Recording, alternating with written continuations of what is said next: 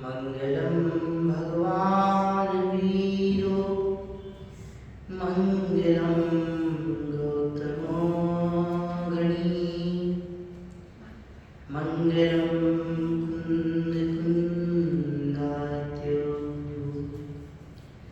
जैन धर्मो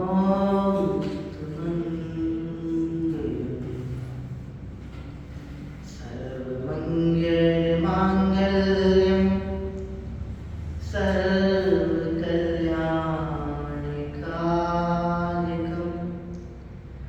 प्रधानं सर्वधर्माणां जैन जेतो शासनं जैन जेतो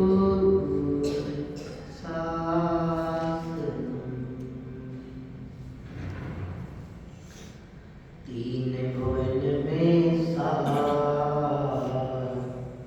बीत आग विज्ञानता शिव स्वरूप शिव का नमो योग समाधि लेंसा नमो धर्म की महान जैन धर्म की पंच परमेश्वरी भगवान की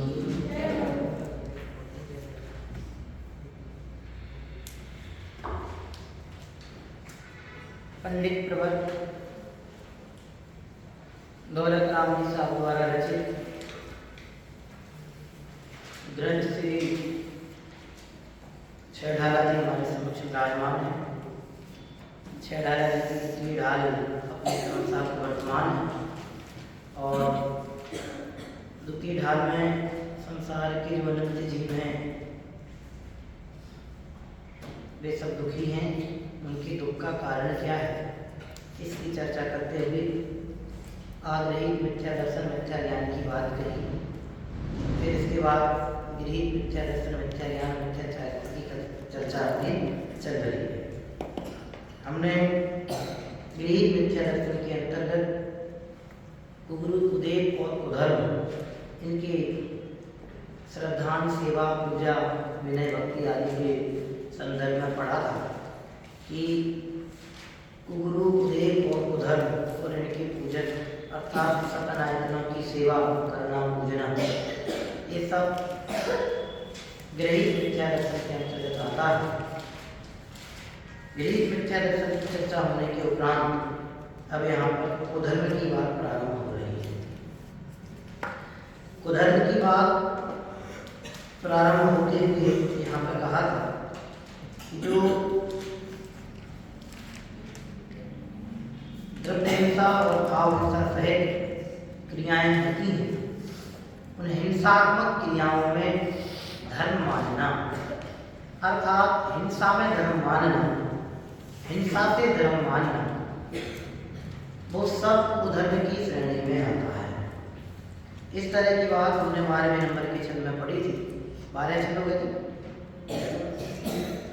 12वें नंबर के छंद को हमने पढ़ना प्रारंभ किया था। जे क्रिया तिन्हें जानो कुधर तिन सर दे जीव लहे असर।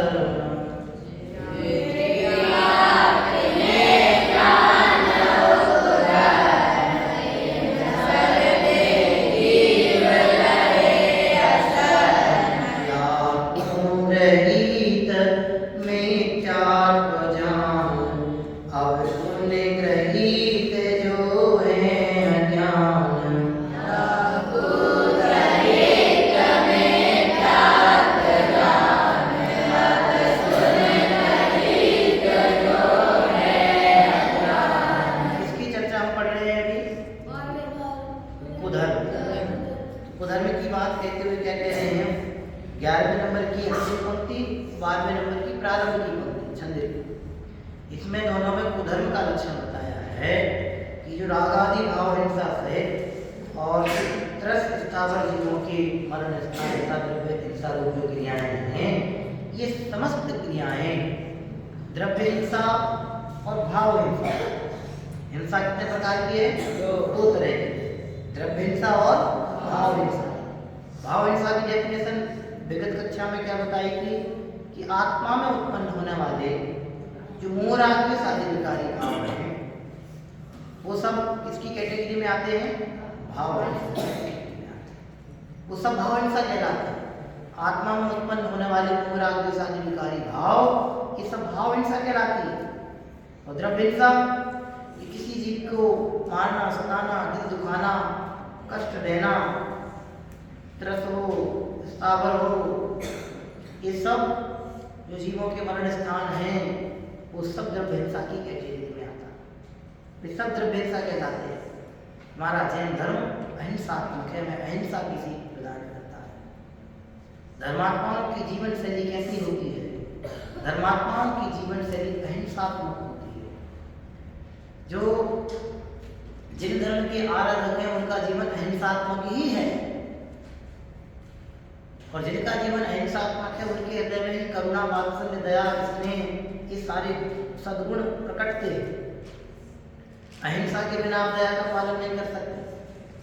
अहिंसात्मक सोच के बिना आप करुणा नहीं कर सकते।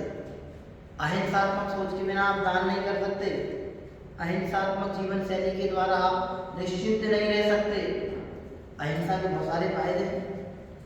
ये एक ही बात समझो, हिंसा अधर्म है और अहिंसा धर्म है। जो किसी को मारता है पहले खुद मरता है।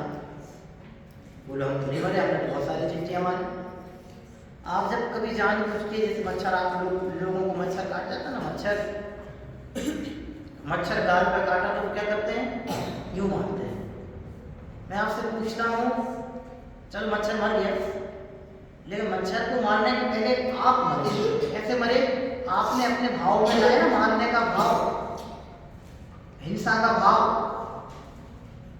मच्छर तो बाद में मरा, उसका तो पाप लगाए, लेकिन मच्छर को मारने के पहले अपने हृदय में भी वो हिंसा के भाव आए।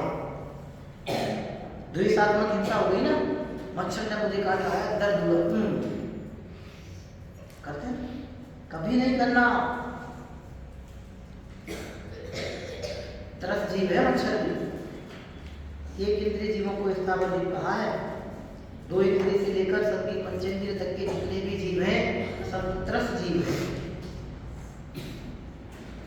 मारना नहीं कभी मच्छर को।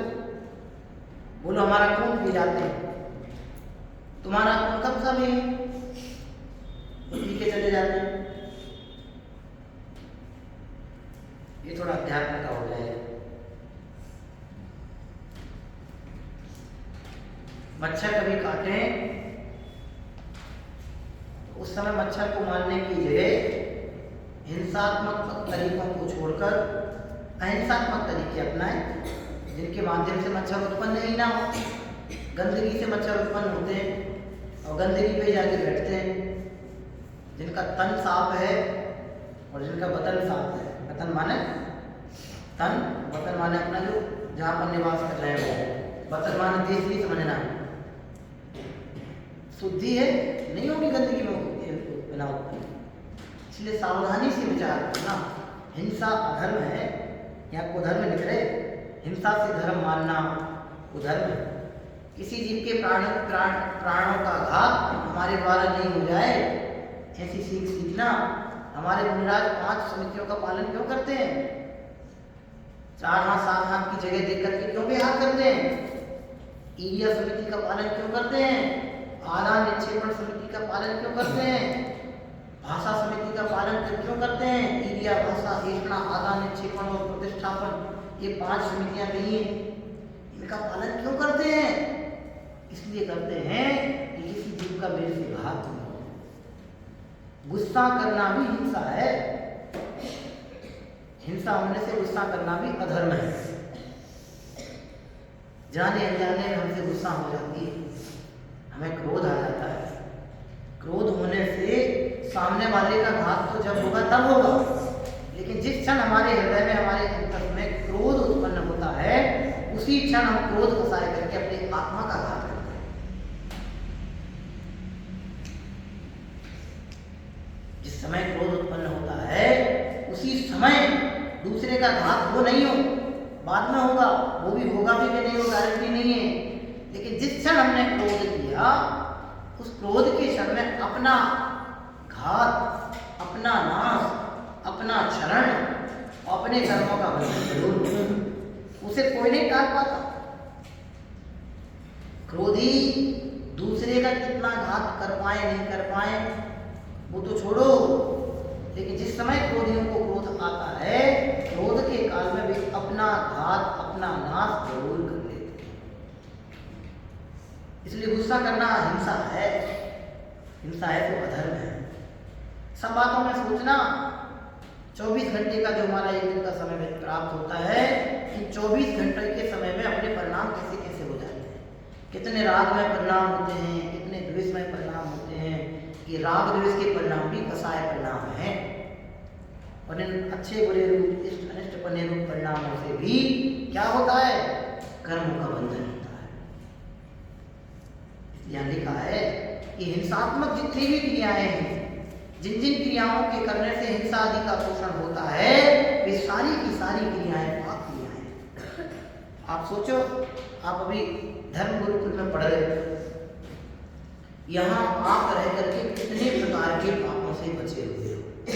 आप एक लिस्ट बना के देखना, आप यहाँ नहीं होते और आप अपने घर पे होते या अन्य कहीं होते, तो वहाँ रह करके आप कितने प्रकार के एक्स्ट्रा पाप कर रहे होते। जो सामान्य पाप होते हैं कि श्वास लेने छोड़ने में जो पाप हो रहा है वो सबके हो रहा है, खाना पीना उठना बैठना चलने फिरने में जो पाप हो रहे हैं वो सबके हो रहे हैं। लेकिन इनके अलावा भी आप और क्या नए एडवांस पाप कर रहे होते जो आप यहाँ रह के नहीं कर रहे, आपसे नहीं हो रहे। आप सोचो कि यहाँ आपको कंपलसरी है कि 3 लोग के नाथ के दर्शन करना है। ध्यान रखना, वे जैनी जैनी नहीं है जो 3 लोग के नाथ के दर्शन नहीं करते। वे जैनी जैन नहीं है जिन्हें 3 लोग के नाथ के दर्शन करने का भाव तक हृदय में उत्पन्न नहीं। समझ में आया? आप सौभाग्यशाली है कि आपको प्रातः काल की बेला में पंच परमेश्वरी भगवंतों का स्मरण करने का अवसर प्राप्त होता है। घर पे होते यदि 7 बजे का स्कूल है तो 6 साढ़े 6 बजे तक सो रहे होता है कि घर पे जब जाते हो तो सारी दिनचर्या आपकी चेंज हो जाती है। आप कितनी क्रियाओं का पोषण करने लगते हैं। तब तो जैन होने से धर्म हो जाता है ऐसा तो नहीं है ना, जैन होने से धर्मात्मा हो जाते हैं ऐसा तो नहीं है ना, जैन होने से हम पापों से बच जाएंगे ऐसा तो नहीं है ना। जैन है तो हमारी और बड़ी जिम्मेदारी है कि हम किसी की विराधना नहीं करेंगे, धर्म की विराधना तो करेंगे ही नहीं, लेकिन हम अन्य किसी प्राणी की किंचित मात्र भी विराधना नहीं करेंगे। विराधना नहीं करेंगे माने हिंसा नहीं करेंगे। आलोचना पाठ में लिखा है, झाड़ू ले जागा बुहारी। सुबह सुबह उठते हैं लोग, झाड़ू उठाते हैं, मैंने देखी झाड़ू लगा, कितनी चींटियां मर जाती, कितनी हिंसा हो जाती। एक दिन आपको बताया था 1 लीटर पानी की बूंद में, 1 लीटर पानी में करीब 19,290 माने 20,000 बूंद मान के चलो आप। 1 लीटर पानी में करीब 20,000 पानी की बूंद होती है। एक बार मैंने बताया पेपर में आया चाहिए सब। हम विज्ञान के अनुसार पढ़ते हैं बिना सने पानी की एक बूंद में 36,000 बोलो कितने जी बोलते हैं 36,450 जीव पानी बिना चले पानी की एक बूंद में होते हैं। अब 36,450 का गुना आप 20,000 को कर दो तो आप निकालो कि कितनी अधिक संख्या बिना चले 1 लीटर पानी में होती है। बिना चले 1 लीटर पानी, अगर हमने दिन भर में 1 बाल्टी सही, 1 बाल्टी में मिनिमम 10 से 15 लीटर पानी आता है। आप फिर जितनी संख्या उस 20,000 में 36,450 का गुणा करने पर आती है उसको इंटू 15 कर देना। 15 लीटर यदि पानी आप दिन में बिना चना यूज करते हैं तो उसको आप और उसमें गुणा कर देना, तो आप देखना कि एक दिन में आप कितने जीवों को हिंसा कर देते हैं, कितने जीवों के प्राण हर लेते हैं। प्राण हर ले रहे माने समझ रहे मर्डर कर देते हैं। मर्डर से थोड़ा अच्छा नहीं लगता, लेकिन मर्डर ही है, किसी के प्राणों का हरण करना मरण ही तो है, मर्डर ही तो है। अब आप इतना डीपली सोचना तो आपको पता चलेगा कि हम कितने पापों से बच जाते हैं। बार बार हम आपसे कहते हैं ना चना हुआ पानी प्रयोग में लिया करो, क्यों कहते हैं? इसलिए तो कहते हैं कि बिना चने पानी में कितना अधर्म। अब ये अधर्म अपने को अधर्म लगता नहीं है, पानी में जीव अपने को दिखते नहीं। आप लोग क्रिकेट खेलते हो ना, क्रिकेट खेलते समय, क्रिकेट खेलते हुए क्रिया में आपको कितने समय में ऐसा ध्यान में आता है कि यार नीचे चींटी जा रही है, कितने चींटियों के घरों में खेलते जाते हैं, आपकी बॉल जाके पौधे में लग जाती है। पौधा ही के जीव है। आप सोचो तन्मन, बॉल जिससे पेड़ के ऊपर गिरी, ऐसी तुम्हारे सिर के ऊपर गिरे तो कैसा लगता है? उसको भी तो लगता होगा। वो भले अपनी पीड़ा व्यक्त नहीं कर पा रहा, भले अपनी तकलीफ किसी से नहीं कह पा रहा, लेकिन तकलीफ का बेदर्द तो होता है ना, जीव है तो होता है ना, भले किसी भी मात्रा में। इसलिए जैन हैं तो हम जैनों की बड़ी जिम्मेदारी है प्राणियों की संरक्षा, सुरक्षा, जीवन दान देने की। सब दानों में सबसे बड़ा दान है अभयदान। और अभयदान देने के लिए कुछ नहीं चाहिए, बाकी सब दान देने के लिए कुछ चाहिए। आहार दान देने के लिए आपको शुद्ध सात्विक भोजन चाहिए, औषधि दान देने के लिए शुद्ध सात्विक औषधि चाहिए, ज्ञान दान देने के लिए अध्ययन चाहिए, अध्ययन सामग्री चाहिए। लेकिन अभयदान देने के लिए आपको कुछ नहीं चाहिए। अभयदान देने के लिए सिर्फ आपको अपने मन के भावों की विशुद्धता चाहिए कि मैं समस्त प्राणियों को अभय प्रदान करता हूं कि मेरे द्वारा किसी भी प्राणी को किसी तरह का कोई नुकसान प्राप्त नहीं होगा। अभयदान में कुछ नहीं चाहिए। दिन भर के लिए जो प्रतिदिन प्रातः काल उठ करके हम अभय देके इस तीन लोक में जितने भी प्राणी विचरण कर रहे हैं उन सबको मेरी ओर से क्षमा, मैं उन सबसे क्षमा चाहते हुए सबको अभय प्रदान करता हूँ, अभयदान प्रदान करता हूँ कि मैं किसी भी प्राणी को इतनी सी भी ठेस नहीं पहुंचाऊंगा। यही तो अभय समझ में है ना। अब ऐसा कहने से, ऐसा सोचने मात्र से आप बहुत अनंत पुण्य का बंध करेंगे। और जब हिंसात्मक क्रियाओं का पोषण करेंगे तो फिर क्या होगा? धर्म का सेवन होगा। किसका सेवन होगा? धर्म का सेवन। लिख दिया इसलिए उधर में आने क्या कि हिंसात्मक क्रियाओं के सेवन से धर्म की कल्पना करना या हिंसात्मक क्रियाओं में धर्म मानना, इसका नाम अधर्म है। लिखा है जे क्रिया तिन्हें जानू कुधर्म। अब इनको कुधर्म जानो, और कुधर्म के सेवन से क्या होता है उसका फल भी दिखा है। देखो तन्मन, कुधर्म के सेवन से क्या होता है? देखो क्या लिखा है, क्या लिखा अगली पंक्ति में, तिन्ने सरे जीव लहे असर।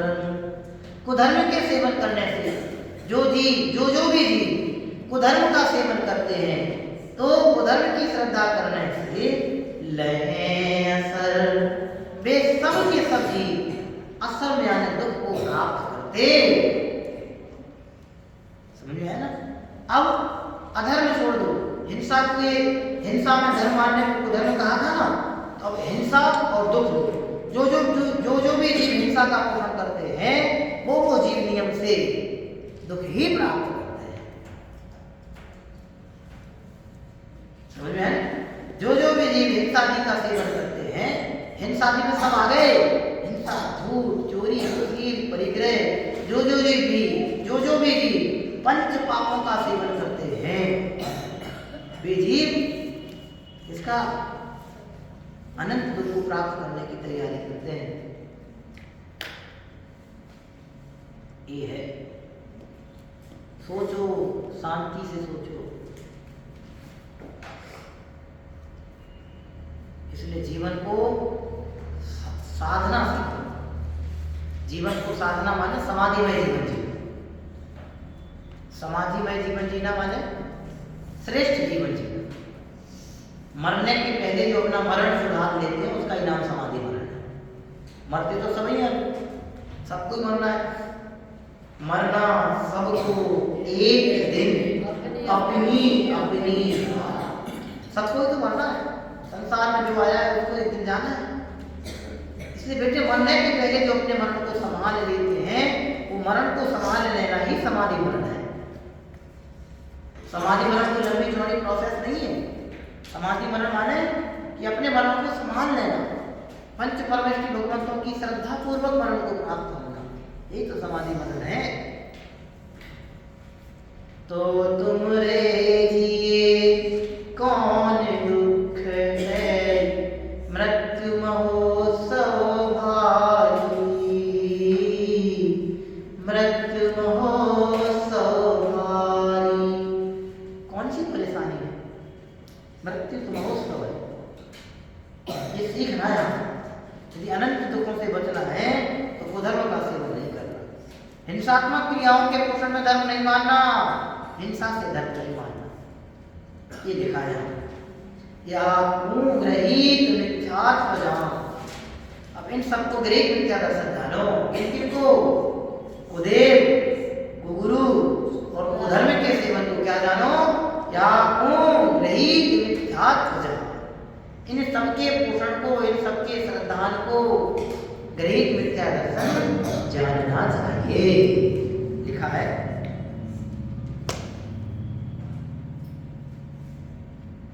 समझ में आया? लिख दिया। वज्रदत्त चक्रवर्ती जी का 12वां साल। वज्रदत्त चक्रवर्ती अपनी सभा में बैठे। चक्रवर्ती 32,000 मुकुटबद्ध राजा, कितने राजा? 32,000 मुकुटबद्ध राजा, वो सब उनके अधीन से हाथ जोड़ के बैठे कि आपकी जो आज्ञा हो है। 32,000 मुकुटबद्ध राजाओं को जीत लेते, विजय प्राप्त कर लेते ना चक्रवर्ती वो, और उनके खुद के 1,000 पुत्र वज्रदत्त चक्रवर्ती के कितने पुत्र? 1,000 पुत्र। और चक्रवर्ती की कितनी रानियां होती हैं? 96,000 रानियां, 84 लख हाथी, कोड़ी 18 घोड़े छोटे छोड़े, 84 लख हाथी, ये सब होता है कितना पार है। आप सोचो इतनी विशाल संपत्ति का धारक वह चक्रवर्ती भी एक छोटे से प्रसंग को देख के वैराग्य को प्राप्त हो गया। कौन सा प्रसंग? सभा में, राज्यसभा में बैठे हुए हैं, सारे राजागण बैठे हुए हैं, राज्यसभा चल रही है। वहां एक माली आता है। कौन आता है? माली। माली आता है कमल का फूल लेकर। कमल का फूल ऐसा लगता है राजा वो कमल के फूल के पंखुड़ी के अंदर, कमल का फूल क्या होता है? सूर्य के प्रकाश में मिलता है, और सूर्य के अभाव में क्या होता है? प्रकाश के अभाव में क्या हो जाता है? बंद हो जाता है। तो साईं सुबह से जब फूल खिलते हैं तो बहुत सारे भंवरे उनकी सुगंध लेने के लिए, सुरस कर लेने के लिए, सुवासित कर लेने के लिए मंडराते। कुछ कुछ भंवरे इतने आसक्त हो जाते हैं उनकी खुशबू लेने में कि वे भूल जाते हैं कि अब सूर्य अस्ताचल की ओर है, किसी भी समय ये कमल बंद हो सकता है। तो वो सूर्य पुष्पों के परागकण एकत्रित करने के लिए भंवरा उसमें बैठा रहता है, और कमल क्या हो जाता है? बंद हो जाता है ऐसा। और वो रात भर बंद रहने के कारण मर जाता है। सुबह से माली जाता है, फूल लेके आता है, राजा को देता है, कमल खुलता है। राजा की नजर जैसे उस पर पड़ती है, देखती हाँ ये क्या है? वो कमल के फूल के अंदर उस भंवरे को मरा हुआ देख करके उनके हृदय में वैराग्य उत्पन्न हो जाता है वज्रदत्त चक्रवर्ती। और वे अपने वैराग्य की घोषणा कर देते हैं, राजपाट पुत्रों को देने लगते हैं। तो उनके पुत्र कहते हैं कि पिताजी आपके बमन को हम कैसे स्वीकार कर सकते हैं? जिस राज्य को आप भोगते हुए छोड़ रहे हैं, इसका मतलब उस राज्य में, उस संपत्ति में, इस चक्रवर्ती के वैभव में जरा भी सुख नहीं, इसलिए आप छोड़ के जा रहे हैं। जब आप इसको छोड़ के जा रहे हैं तो हम इसको कैसे ग्रहण कर सकते हैं? जो तुम्हारी सीख सोई हमारी सीख, हमें नृपपद क्यों दिया? ये लाइन है, आप पढ़ना वज्रदत्त चक्रवर्ती जी का 12वां साल, उसमें ये लाइन है, जो तुम्हारी सीख सो हमारी सीख, हमें नृपपद क्यों दिया? ये पिताजी आपने इतनी अच्छी सीख सीखी, आप वैराग्य लेके ज्ञानेश्वरी दीक्षा अंगीकार करके जाएंगे, यह सीख हमारी है, हमें राजपाट क्यों दे रहे हो? हमें नहीं चाहिए। और वे सब एक साथ छोड़ के चले जाते हैं। 60,000 रानियां, 30,000 राजा, ये वज्रदत्त चक्रवर्ती और उनके 1,000 पुत्र, ये सब लोग जाके एक मुनिराज के समक्ष जनेश्वरी दीक्षा स्वीकार कर लेते हैं और वे उनके गुरु जिनसे दीक्षा लेते हैं वो भी केवल ज्ञान प्राप्त करते हैं। एक वज्रदत्त चक्रवर्ती भी केवल ज्ञान प्राप्त करके मोक्ष चले जाते हैं।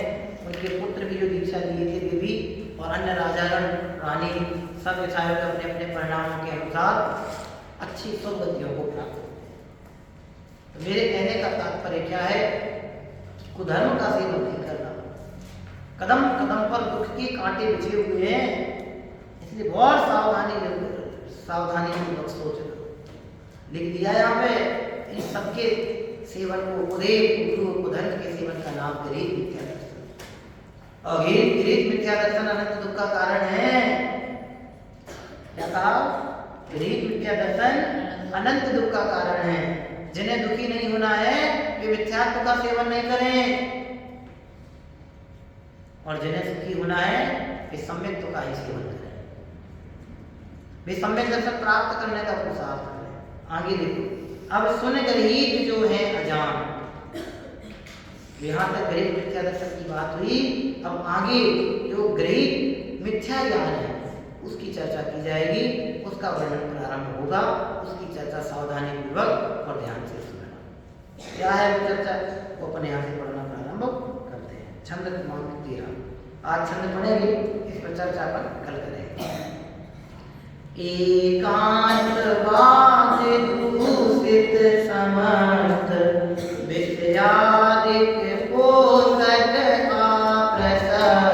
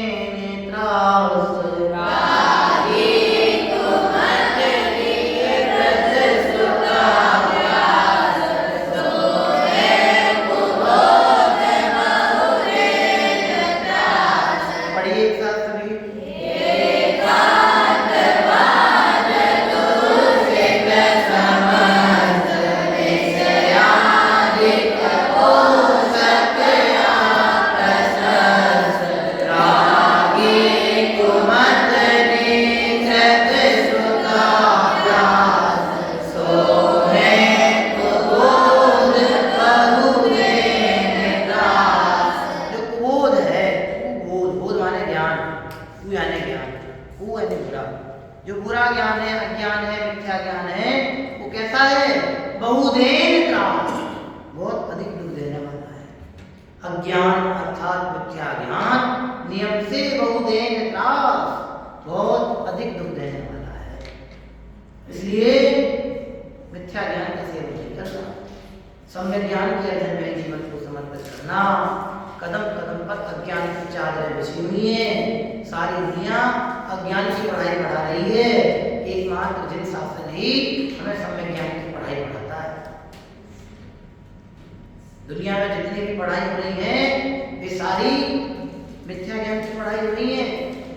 पढ़ाई करोगे तो नौकरी लगेगी, मिथ्या ज्ञान है। नौकरी करोगे तो पैसा आएगा, पैसे से सुखी होंगे, पैसे से सुखी होना मानना मिथ्या ज्ञान है। विपरीतता है। दुनिया में जितनी पढ़ाई चल रही है मिथ्या ज्ञान एकमात्र जिन धर्म की यथार्थ पढ़ाई को छोड़कर जन शासन ही सम्यक ज्ञान की पढ़ाई की प्रेरणा प्रदान करता है और अन्यत्र कहीं नहीं है, दुर्लभ है। और हमें ये जैन शासन की पढ़ाई पढ़ने का अवसर मिला है, इससे बड़ी उपलब्धि हमारे और आपके जीवन की दूसरी क्या होगी। लोगों को 55 की उम्र तक में जैन धर्म नहीं मिलता अच्छे से पढ़ने वाले जैन होते, और आपको हमको बचपन से मिल गया, इससे बड़ा दूसरा क्या सौभाग्य होगा। समझ में आए? तो अपना जीवन सार्थक कर लेने जैसा है बेटे। सम्यक ज्ञान की एक कला सीखने का अवसर अपने को मिला है। समझ में आए ना? क्यों? अनादिकाल से मिथ्या ज्ञान की कला को हम सीखे रहे हैं, सम्यक ज्ञान की कला विकसित करने का अवसर प्राप्त हुआ है। ये कला यदि हमारी विकसित हो गई तो समझना कि हमने अनंत दुखों पर वज्रपात कर दिया। हम सब भी संसार के समस्त दुखों से मुक्त होकर शुद्ध समय को प्राप्त करके मोक्ष पद को प्राप्त हो गए, सिद्ध पद को प्राप्त हो गए और अनंत आनंद को रहें, ऐसी भावना के साथ हम विराम लेते हैं। ओम नमः शिवाय। विचार